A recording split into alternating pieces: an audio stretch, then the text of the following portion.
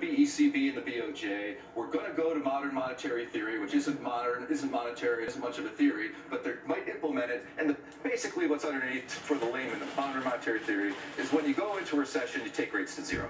That's basically what it's about. So maybe the Fed then puts on, throws the gasoline on the fire and puts rates on zero. So either way, I think you're going to get a move in interest rates. But because volatility is so cheap, all you need is like a 40 basis point move in long-term treasury rates, and you make money on what's called an option straddle. So you buy a put and you buy a call.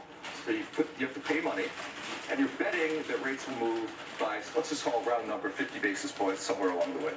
If that happens in either direction, so either the natural forces take rates up or the Fed comes to the rescue, you make 70% if it happens 1 year from now. Also, if volatility just normalizes, so volatility just goes back to its average, who knows what reason? Maybe people get nervous because Bernie Sanders chooses to run as an independent or something, who knows? If that happens, you make a 70% profit if the volatility goes back to normal in 6 months.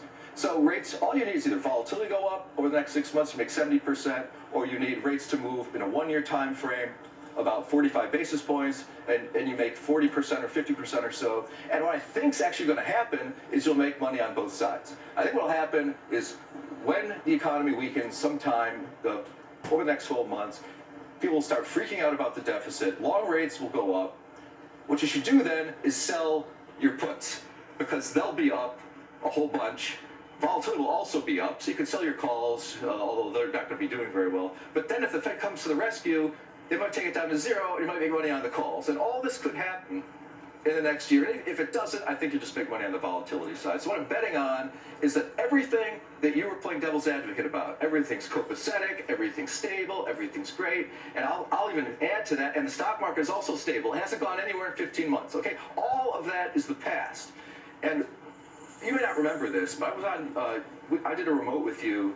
It was about July of 2017. And you said, what's your highest conviction idea? And at the time,